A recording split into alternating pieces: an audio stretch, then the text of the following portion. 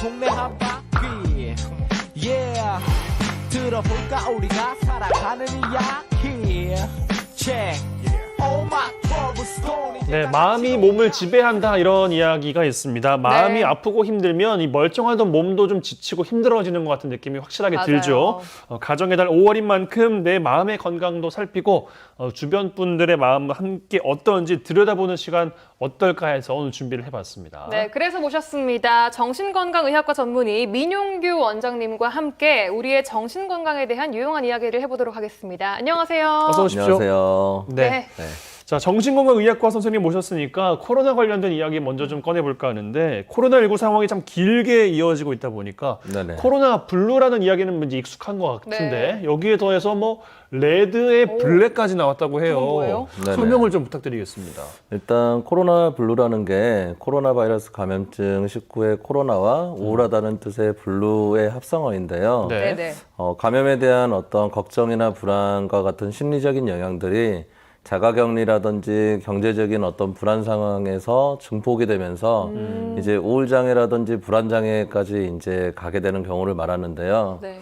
우리가 이제 감염 가능성에 관해서 항상 긴장을 하고 있다 보니까 또 주변 상황들을 항상 우리가 이제 감염이 될 거에 대한 위험한 상황으로 인지를 하게 되잖아요. 늘 맞아요. 불안하죠. 네네네. 그래서 몸이 굉장히 스트레스를 많이 받게 되거든요. 그러면은 이제 우리 몸에서 자연스럽게 스트레스 호르몬인 코티솔 같은 게 분비가 되기도 하고 네.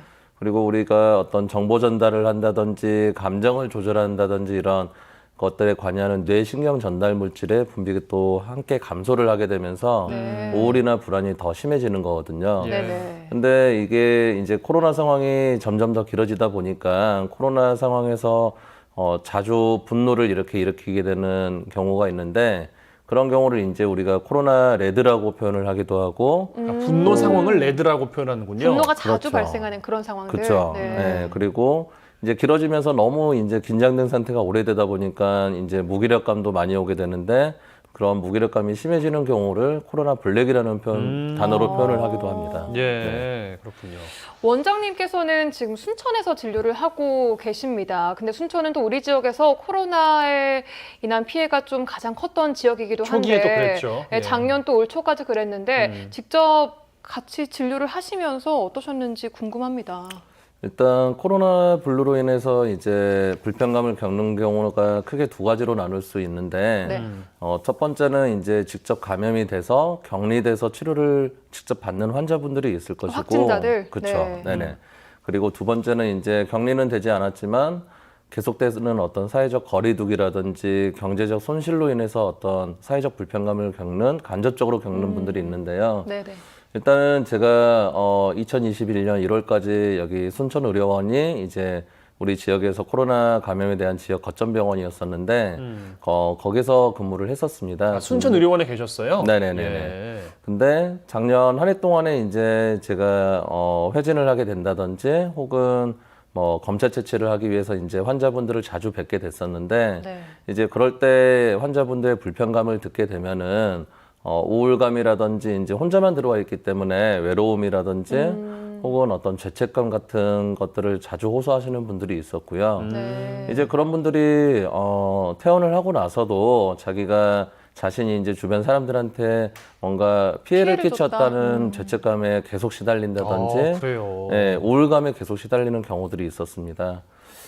일례로 이제 제 외래 치료를 오신 할머니 한 분이 계셨었는데 네네. 그분이 이제 의료원에서 격리 치료를 받고 퇴원하신 분이셨거든요. 완치가 돼서. 네네네. 근데 이제 퇴원하고 나서 가슴이 계속 답답하다는 증상을 주소로 오시게 되셨는데 네. 제가 이제 할머니를 보려고 이제 진료를 하려고 다가갔더니 네. 뒷걸음질을 치시면서 오지 말라고 하시더라고요. 할머님께서 오. 그렇죠. 예, 왜요? 뭐 때문에 그러신 거예요? 본인이 이제 코로나에 감염이 됐었기 때문에 원장님한테 본인이 좀 안 좋은 영향을 끼칠 수도 있을 것 같다. 이미 다 완치가 되셨는데도 불구하고. 그렇죠. 예, 이야. 그래서 이제 할머니한테 그런 게 아니다. 이게 치료가 됐기 때문에 이렇게 거리를 두거나 그러지 않으셔도 된다. 그렇게 안심을 시키고 또 불편한 증상들에 대해서 약물 치료를 하기도 했었습니다. 예, 진료 상황이라고 하더라도 뭐 마스크도 이제 끼고 그렇죠. 어느 정도 이제 다 완비가 돼 있었을 텐데도 그런 그렇죠. 심리적인 불안감이 또 이제 있으셨던 네네네네, 상황이었던 것 같아요. 맞습니다. 안타깝네요. 진짜 안타깝네요. 예. 근데 스트레스 같은 것들이 좀 취약한 계층이 따로 나뉘어져 있습니까?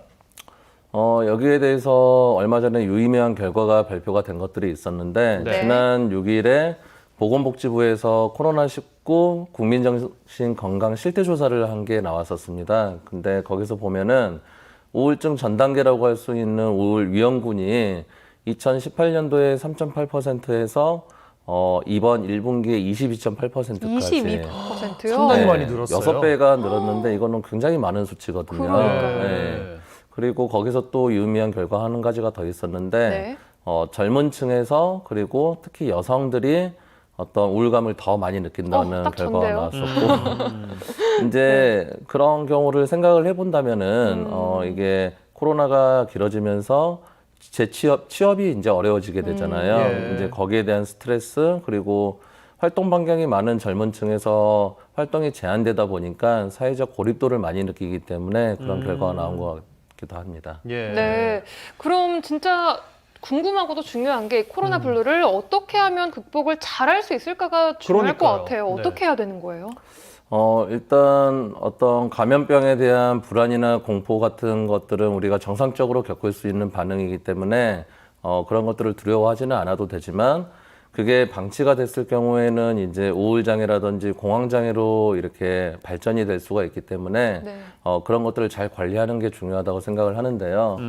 일단 첫 번째는 이제 주위 사람들하고 대화를 많이 하는 게 도움이 될 것 같습니다. 대화를 많이 해라. 네네. 왜냐면은 이제 본인만 어떤 동떨어진 감정을 느낀다든지 본인만 어떤 걱정을 하는 게 아니라 주변 사람들도 같은 감정을 느끼고 같은 걱정을 하고 있다는 거를 알게 되는 것만으로도 우리가 안심을 하게 되기도 하고 너만 그런 게 아니야. 다 똑같은 거야. 이런 느낌이군요. 그렇죠. 네네네. 예. 그리고 그런 과도한 불안이나 공포감이 더 발전되는 거를 막을 수도 있기 때문에 대면으로 할 수 있다면은 대면으로 하는 것도 좋지만 상황이 여의치 않다면은 전화라든지 이렇게 해서 비대면으로 대화를 좀 많이 유지를 하는 게 좋을 것 같습니다. 예. 네. 또 있다면 어떤 게 있을까요?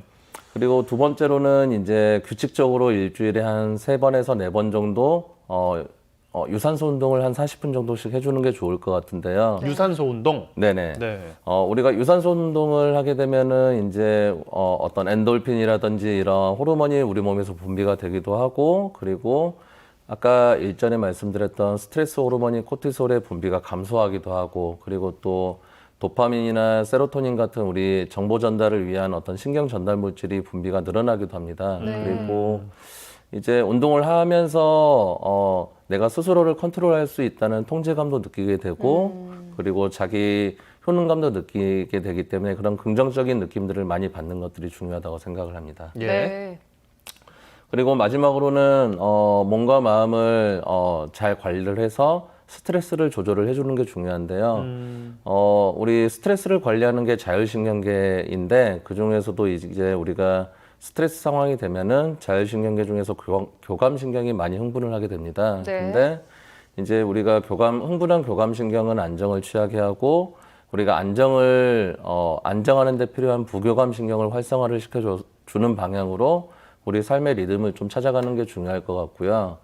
이제 이런 것들에 도움이 되는 것들이 이제 명상이라든지 아니면은 복식호흡 같은 것들이 이런 것들에 많이 도움이 될 것 같습니다. 네. 네. 명상하고 복식호흡하는 게 좋다는 이야기는 저희도 좀 많이 들어봤잖아요. 근데 네. 실제로 행동하는 게 이게 그렇죠. 마음을 네네. 좀 정말 단단히 먹어야 할 수가 있는 것 네네. 같기도 진짜 하고. 시간을 내서 해야 되는 예. 거기 때문에 쉽지 어떻게 할 수 않아요. 있는지 팁을 좀 주시면 좋겠어요. 일단 제가 외래에서 자주 설명을 하기도 하는데 이게 복식호흡을 할 때는 최대한 좀 조용한 환경에서 하는 게 도움이 되고 자극을 안 받아야 되니까 그래서 여기서 중요한 거는 일단 복식호흡 하는 방법일 것 같아요. 그렇죠. 네. 네. 그래서 오른손을 이제 바르게 앉아서 같이 한번 해볼까요, 지금? 네. 네. 아랫배에다 대고 네. 하나, 둘, 셋 쉬는 동안에 코를 통해서 들어온 공기가 가슴을 지나서 아랫배에 머무르는 것을 느끼는 게 굉장히 중요하고요. 그리고 한번 쉬었다가 다시 하나, 둘, 셋 세는 동안에 이게 가슴을 지나서 코로 나오는 거에 온 정신을 집중하는 게 중요합니다. 숨이 코로 들어갔다가 코로 다시 나와야 되는 거군요. 그렇죠. 네. 네. 그리고 또 한 가지 중요한 게 이제 복식호흡을 처음 하게 되면은 이거를 숫자를 세는 간격이 굉장히 좀 빨라지는 경우들이 생기기 때문에 네. 숫자를 일정한 간격으로 천천히 세는 거에 좀 집중을 해야 되고요. 네. 이런 것들을 한 번 할 때 5번씩 한 3세트 정도를 해주는 것들이 도움이 될 것 같고, 이제 이런 노력들에도 불구하고 뭐 좌절감이나 절망감이나 이런 감정들이 계속 지속이 된다면은 정신건강 전문가를 찾아서 도움을 받는 것들이 도움이 될 것 같습니다. 네. 네, 뭐 짧은 시간이라도 시간을 내서 명상이나 복식호흡 하면서 내 정신을 한번 이렇게 가다듬어 보는 거죠, 가다듬는 뭐. 거에 네. 좀 중요할 것 같습니다. 그렇습니다. 자, 그리고 가정의 달 5월을 맞이해서 부모님들의 정신 건강을 챙겨야겠다 이런 생각도 많이 드는 시기인데 부모님들의 정신 건강해서 딱 떠오르는 건 사실 노인성 치매 질환이에요. 연세가 좀 있으신 분들이랄지. 네, 그러니까요. 네네. 일단 치매라는 것이 우리 뇌의 어떤 비정상적인 구조적인 변화라든지 뭐 뇌 기능의 저하가 있으면서 이제 기억력이라든지 판단력 등 인지 기능의 퇴화가 일어나는 질환인데요.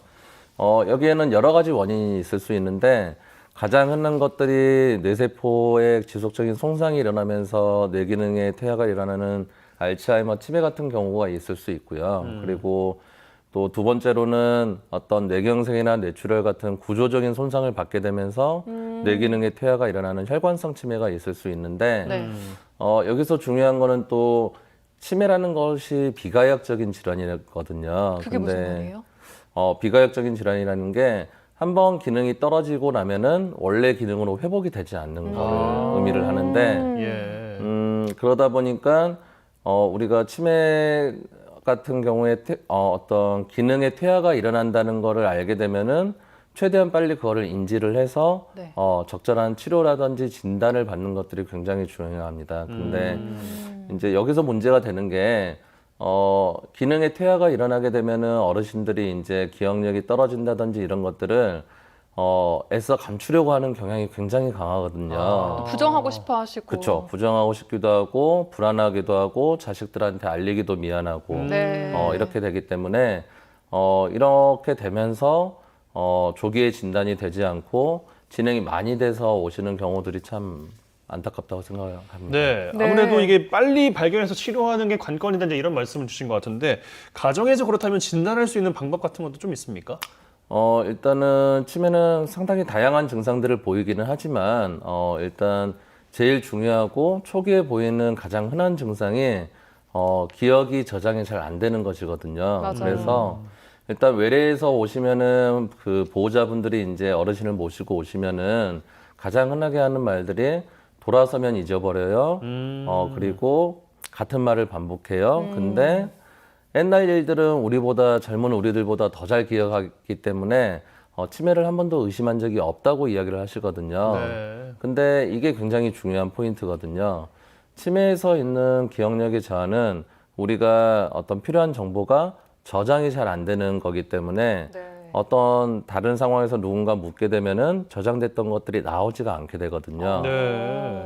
그러다 보면은 이제 어르신들이 집에서 계속 요즘 것들이 기억이 잘 안 나니까 네. 오래전에 잘 저장이 돼 있는 오래전 옛날 일들을 계속 반복해서 이야기를 하시거든요. 네. 그러면은 이제 보호자분들은 우리 부모님이 이야기를 잘 하시고 기억력이 참 좋구나 이렇게 인지를 하시는데 이거를 빨리 캐치를 해서 이런 증상을 보이실 때는 최대한 빨리 어떤 치료를, 치매 안심센터라든지 아니면은 가까운 정신건강의학과 같은 관련 진료과로 내원을 하셔가지고 거기에 대한 평가를 받는 게 중요할 것 같고요. 네. 또 만약에 혼자 사시는 어르신이시라면은 각 지자체 치매 안심센터에 내원을 한 1년에서 2년 간격으로 내원을 하셔서 선별 검사를 네. 계속 반복해서 받으시는 게 중요할 것 같습니다. 알겠습니다. 뭐 시간상 이 정도로 마무리를 해 보겠고요. 아무쪼록 가정의 달인만큼 주변 분들 여러분 좀 생길 수 있는 그런 시간이 좀 되셨으면 좋겠습니다. 오늘 고맙습니다. 고맙습니다.